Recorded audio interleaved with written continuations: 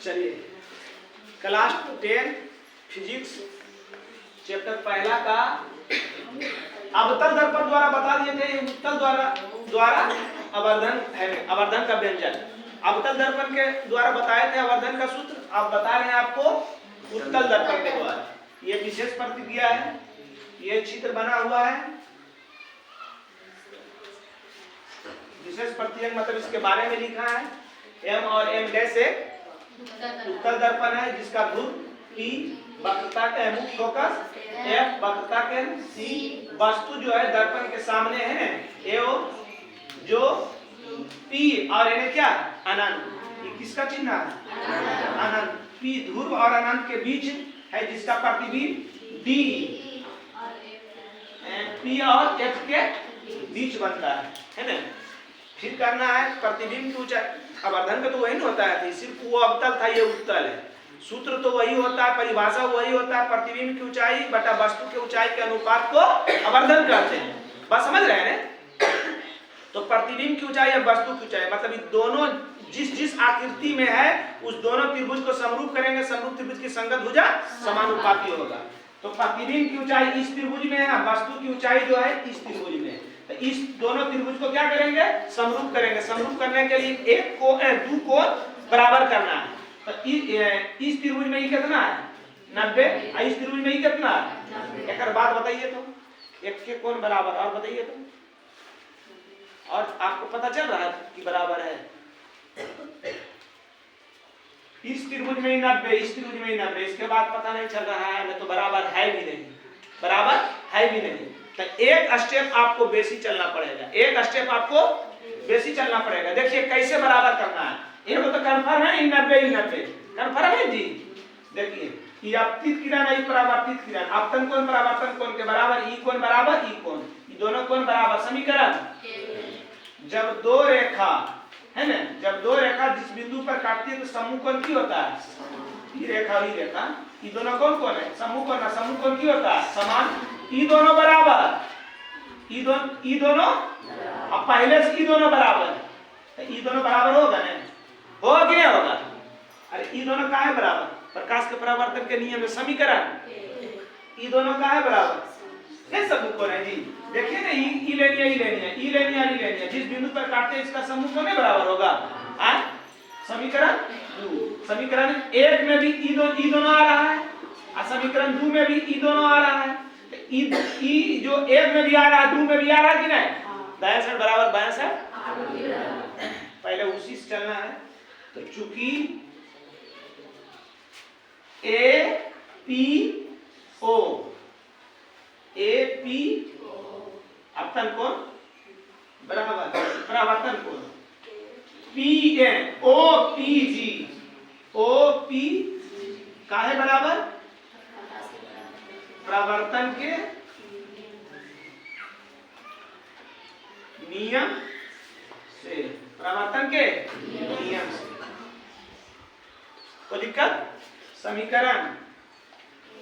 समीकरण अब जब दो रेखा ई रेखा और ई रेखा, जब दो रेखा जिस बिंदु पर काटते हैं समूह कोण की होता है समान। कोण ईपीडी, ईपी बराबर ओपीजी, ओपीजी का है बराबर सम्मुख कोण। सम्मुख कोण समान होता है दोनों। समीकरण 2, समीकरण 1 और 2 से, समीकरण 1 और 2 से दायां साइड बराबर तो बायां साइड, इसलिए कोण ए पी ओ बराबर ई पी बी। तो दिक्कत। अब दोनों देखिए तो अब दोनों त्रिभुज में है, एगो आया ई त्रिभुज में ई कोण, एगो ई त्रिभुज में ई कोण, दोनों बराबर हो गया। चलिए दोनों त्रिभुज से पहले प्रतिबिंब की ऊंचाई माने इस त्रिभुज से चलेंगे।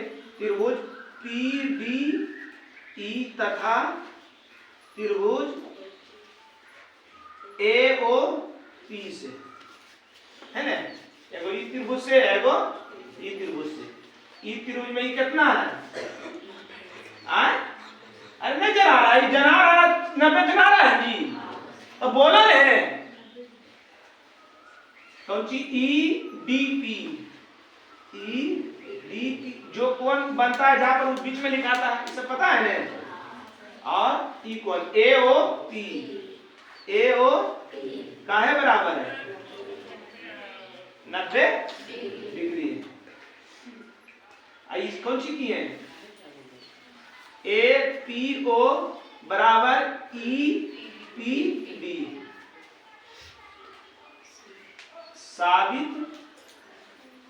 साबित किया। दो कोण बराबर, दोनों त्रिभुज में दो कोण बराबर हो गया।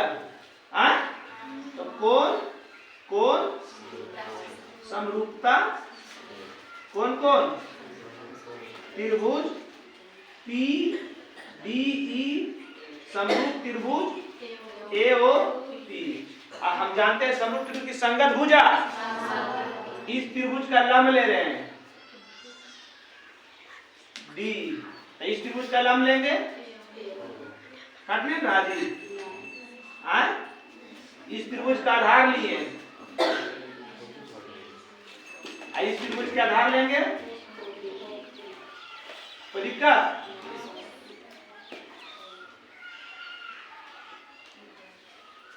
चलिए D क्या है? वस्तु की ऊंचाई प्रतिबिंब की ऊंचाई, इसको समझ में आ रहा है लोग को अभी। D क्या है? यहाँ लिखा भी होगा प्रतिबिंब D, तो जनाइबन करता है, खाली उतारने के लिए आप लोग जानते हैं। D क्या है? प्रतिबिंब की ऊंचाई, प्रतिबिंब की ऊंचाई को AO क्या है? वस्तु की ऊंचाई को, और PD क्या है? ध्रुव से प्रतिबिंब की दूरी ने, प्रतिबिंब की दूरी को, और OP क्या है? OP वस्तु है, वस्तु की दूरी को। अब सबका चिन्ह दे दीजिए। प्रतिबिंब की ऊंचाई कने है ऊपर, ऊपर की होता है प्लस, वस्तु की ऊंचाई कने है ऊपर, ऊपर की होता है प्रतिबिंब की दूरी ने, प्रतिबिंब की दूरी कने है ई साइड की होता है, अब वस्तु की दूरी कने है ई साइड की होता है माइनस। प्रतिबिंब की ऊंचाई और वस्तु की ऊंचाई के अनुपात माने बटा को की कहते हैं? क्या कहते हैं? किया गया माइनस V बाई, एक प्रूफ हो गया ने। फिर की करते हैं? दर्पण सूत्र से। दर्पण सूत्र की होता है 1/V प्लस 1/, माइनस दोनों ओर V से गुना करने पर हो जाएगा V गुना 1/, V गुना 1/,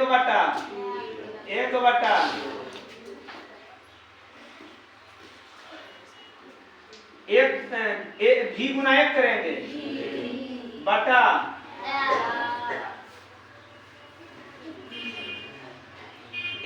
V गुना 1 करेंगे बटा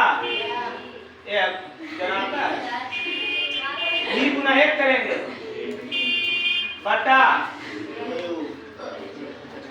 V बटा बराबर V को बार में कटेगा, और V बटा प्लस में ही सट जाएगा, माइनस में ही प्लस में सट जाएगा, तो हो जाएगा माइनस V बटा प्लस में उछल जाएगा तो माइनस में।